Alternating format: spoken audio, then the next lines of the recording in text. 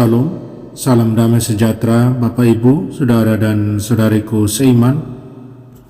Senang berjumpa kembali dengan Anda dalam permenungan harian Sabda Tuhan, Embun Sabda, Jumat 10 September 2021. Semoga Anda dalam keadaan sehat, tetap semangat, tetap tersenyum, dan tetap berpengharapan pada Tuhan kita Yesus Kristus. Anda selalu dalam lindungan kasih Tuhan. Buat yang sakit, buat yang sekarang sedang terkena virus COVID-19, saya percaya, saya berdoa, dalam nama Tuhan Yesus, Anda sembuh. Saudara dan saudariku yang terkasih dalam Kristus, hari ini saya ajak Anda merenungkan Injil Lukas bab 6 ayat 39 sampai 42, di mana penginjil Lukas mengisahkan Yesus yang menyampaikan perumpamaan tentang apakah mungkin orang buta membimbing orang buta, dan kemudian pada bagian kedua, mengapa engkau melihat selumbar dalam mata saudaramu, sedangkan balok dalam matamu sendiri tidak kau ketahui.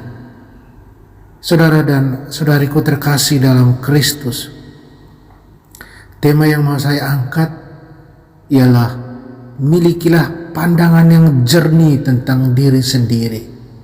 Itu berarti kita harus koreksi diri setiap hari, setiap saat, agar bisa memiliki pandangan yang jernih tentang diri sendiri. Tentunya dengan bantuan rahmat Tuhan.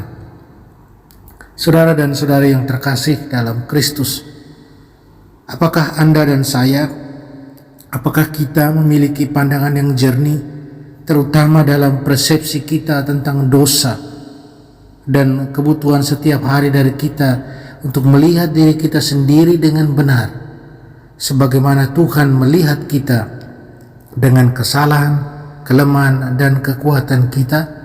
Satu pertanyaan yang hemat saya sangat penting untuk kita tanyakan pada diri sendiri, bukan hanya ketika kita membaca Injil ini, tapi juga mungkin setiap hari dalam permenungan pribadi kita. Injil hari ini, seperti saya sampaikan tadi, menceritakan dua perumpamaan Yesus tentang penglihatan yang buruk. Dan ini mengacu pada pepatah, tanpa penglihatan orang binasa. Kita bisa baca dalam kitab Amsal bab 29 ayat 18. Apa yang dapat kita pelajari dari ilustrasi pemandu yang buta dan mata yang buruk yang tidak bisa melihat balok di dalam mata sendiri? Mata yang buruk yang tidak diobati, yang tidak bisa melihat, dan pemandu yang buta dapat menyebabkan banyak masalah yang hanya akan berakhir dengan kesengsaraan dan bencana bagi kita. Kita hanya dapat membantu dan mengajarkan kepada orang lain apa yang telah kita pelajari dan terima dari guru dan pembimbing yang bijaksana. Dan bagaimana kita dapat membantu orang lain mengatasi kesalahan mereka jika kita dibutakan oleh kesalahan persepsi tentang kita sendiri, di mana tidak ada koreksi diri, di mana hanya melihat bahwa kita tidak mungkin salah. Kita semua, saudara dan saudariku, kita semua membutuhkan seorang tabib yang dapat membantu kita mengatasi titik-titik buta dan kegagalan dalam diri kita, titik-titik buta dalam mata kehidupan kita karena dosa, kelemahan, dan ketidaktahuan kita sendiri. Saudara dan saudariku terkasih dalam Kristus, kita tahu bahwa Injil Lukas ditulis oleh seorang murid yang terlatih sebagai seorang dokter. Santo Lukas dengan pemahaman yang tajam Dia menggambarkan Yesus sebagai tabib yang baik dan gembala jiwa-jiwa yang mencari mereka yang menginginkan kesembuhan, pengampunan, pemulihan tubuh, pikiran, dan jiwa. Yesus datang untuk membebaskan kita dari penindasan yang paling buruk, perbudakan dosa, ketakutan, dan penghukuman. Seperti seorang dokter yang lembut dan terampil, Tuhan Yesus mengekspos. Dia mengekspos kanker dosa, kejahatan, dan penindasan dalam hidup kita, sehingga kita dapat dibebaskan dan dipulihkan kepada keutuhan. Sebuah langkah kunci untuk penyembuhan dan pemulihan mengharuskan kita terlebih dahulu tunduk pada dokter ini yang dapat menyembuhkan kita. Tuhan Yesus adalah tabib agung kita karena dia menyembuhkan seluruh pribadi, jiwa dan tubuh, pikiran dan hati, dan memulihkan kita kepada kehidupan yang berkelimpahan, baik sekarang maupun untuk zaman yang akan datang dalam kerajaannya yang kekal. Saudara dan saudariku terkasih dalam Kristus, Tuhan Yesus ingin menyembuhkan dan memulihkan kita kepada keutuhan, bukan hanya untuk kepentingan diri kita sendiri.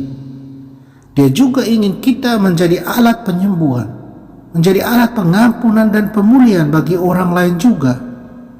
Itu penting. Ada makna sosial dalam pemulihan penyembuhan diri kita oleh Tuhan Yesus. Apa yang dapat menghalangi kita untuk membantu orang lain mendekati Yesus Sang Tabib Ilahi? Para rabi mengajarkan, dia yang menilai sesamanya dengan baik akan dihakimi dengan baik oleh Tuhan. Betapa mudahnya salah menilai orang lain dan betapa sulitnya bersikap tidak memihak dalam memberikan penilaian yang baik. Penilaian kita terhadap orang lain biasanya melenceng jauh karena kita tidak dapat melihat ke dalam diri orang lain.